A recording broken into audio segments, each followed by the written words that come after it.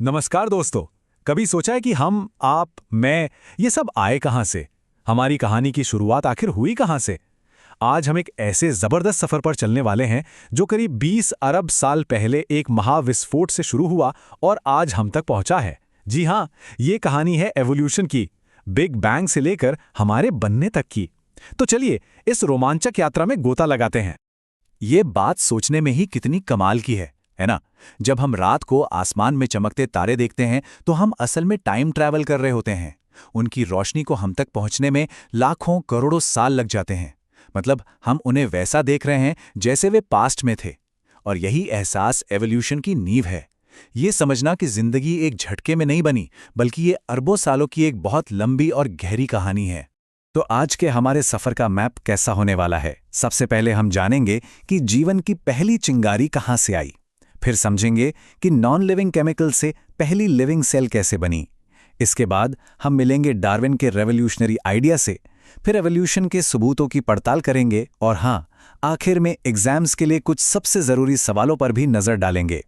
तो चलिए अपने सफर के पहले पड़ाव पर चलते हैं और कहानी को बिल्कुल शुरुआत से शुरू करते हैं, ब्रह्मांड के जन्म से। आज से लगभग 20 अरब साल पहले सब कुछ एक बहुत छोटे से पॉइंट में था। फिर हुआ एक जोरदार धमाका जिसे हम बिग बैंग कहते हैं। इसी से हमारा यूनिवर्स फैलना शुरू हुआ। फिर कई अरबों साल बाद, लगभग 4.5 अरब साल पहले, हमारी प्यारी पृथ्वी बनी और उसके भी करीब 50 करोड़ साल बाद, मतलब आज से 4 अरब साल पहले, जिंदगी के पहले निशान दिखाई दिए। अब अगला सवाल, और सबसे बड़ा सवाल यह है कि इस नए नवेले ग्रह पर आखिर जिंदगी शुरू कैसे हुई। चलिए देखते हैं कि वो पहली सेल, वो पहला जीवन कैसे बना। पता है, पहले लोग क्या मानते थे कि जिंदगी अपने आप कहीं से भी पैदा हो जाती है, जैसे कीचड़ से मेढक बन गए या भूसे से चूहे। इसे कहते थे स्पॉन्टेनियस जनरेशन।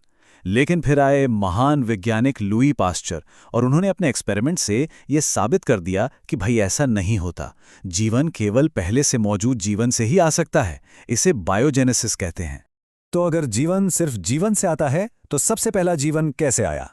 इसका जवाब है केमिकल एवोल्यूशन की थ्योरी, जिसे दो वैज्ञानिकों ओपेरिन और हाल्डेन ने दिया था। उनका आइडिया था कि अरबों साल पहले पृथ्वी के समुद्र एक प्राइमोर्डियल सूप, यानी एक तरह के केमिकल शोरबे जैसे थे, और इसी सूप में नॉन लिविंग केमिकल्स ने मिलकर लाइफ के कॉम्प्लेक्स मॉलिक्यूल्स जैसे प्रोटीन और आरएनए बना दिए। लेकिन ये तो बस एक थ्योरी थी, राइट? क्या इसका कोई वैज्ञानिक सबूत भी था?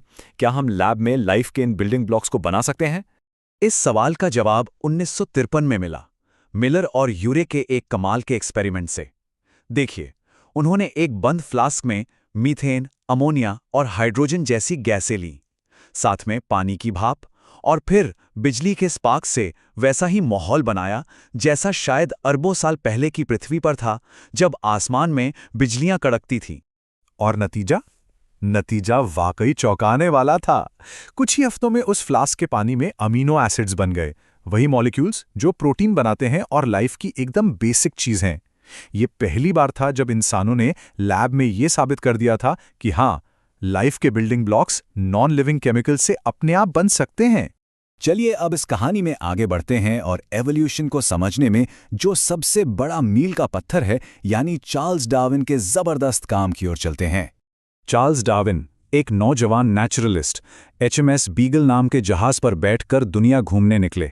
इस सफर में उन्होंने तरह तरह के जानवर और पौधे देखे और इस नतीजे पर पहुंचे कि आज हम जितने भी जीव देखते हैं वे सब आपस में रिलेटेड हैं और करोड़ों सालों में धीरे धीरे इवॉल्व हुए हैं। उनका सबसे बड़ा आइडिया था प्राकृतिक चयन या नेचुरल सिलेक्शन। इसे 4 आसान स्टेप्स में समझते हैं। स्टेप 1 वेरिएशन, यानी हर जीव दूसरे से थोड़ा अलग होता है। स्टेप 2 कंपटीशन, यानी सभी जीव खाने पीने रहने जैसी चीजों के लिए स्ट्रगल करते हैं। Step 3 survival of the fittest, मतलब जो जीव अपने माहौल में बेहतर फिट होते हैं वे जिंदा रहते हैं और ज्यादा बच्चे पैदा करते हैं। और स्टेप 4 एवोल्यूशन, यानी समय के साथ ये अच्छे वाले गुण अगली पीढ़ियों में फैल जाते हैं और धीरे धीरे नई स्पीशीज बन जाती हैं। थियरी तो जबरदस्त है, लेकिन क्या हमारे पास इसका कोई पक्का सबूत है कि एवोल्यूशन सच में हुआ है? चलिए अब कुछ सबूतों की जांच पड़ताल करते हैं। इवोल्यूशन का सबसे बड़ा सबूत है जीवाश्म, यानी फॉसिल्स। ये लाखों करोड़ों साल पहले जिंदा रहे जीवों के वो निशान हैं जो चट्टानों में पत्थर बन गए। अलग अलग गहरी चट्टानों में अलग अलग तरह के फॉसिल्स मिलते हैं जो हमें अर्थ की हिस्ट्री की एक टाइम लैप्स मूवी दिखाते हैं। इसे पेलियंटोलॉजिकल एविडेंस भी कहते हैं। और इसका सबसे बेस्ट एग्जाम्पल डायनासोर। उनके फॉसिल्स हमें बताते हैं कि ये विशाल जीव कभी पृथ्वी पर राज करते थे, लेकिन आज नहीं है, वो विलुप्त हो चुके हैं। जैसा कि आप इस फैमिली ट्री में देख सकते हैं, वैज्ञानिक इन फॉसिल्स को जोड़कर ये पता लगाते हैं कि कौन सी प्रजाति किससे और कब इवॉल्व हुई। फॉसिल्स के अलावा एक और हैरान करने वाला सबूत मिलता है एम्ब्रियोलॉजी से। अगर आप एक मछली, एक छिपकली और एक इंसान के एम्ब्रियो को शुरुआती स्टेज में देखेंगे तो वे लगभग एक जैसे दिखते हैं। सब में गिल स्लिट्स जैसी बनावट होती है। ये जबरदस्त समानता इस बात का पक्का संकेत है कि हम सभी का कोई ना कोई कॉमन एंसेस्टर यानी साझा पूर्वज जरूर रहा है। ठीक है, तो अब आते हैं इस चैप्टर के उस हिस्से पर जो आपके एग्जाम्स के लिए सुपर इंपॉर्टेंट है। चलिए कुछ की क्वेश्चंस पर एक नजर डालते हैं। पहला और सबसे कॉमन सवाल, मिलर-यूरे एक्सपेरिमेंट। इसका डायग्राम बनाना और ये समझाना कि कैसे पुरानी पृथ्वी के माहौल में एमिनो एसिड्स बने, ये आपको अच्छे से आना चाहिए।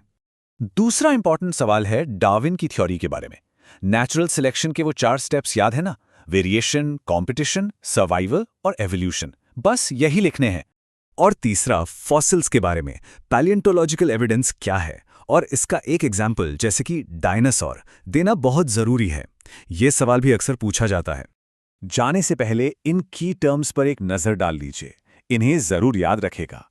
Chemical evolution, spontaneous generation, natural selection, fossils, operon और हैल्डेन और मिलर-यूरे, ये इस चैप्टर की जान है।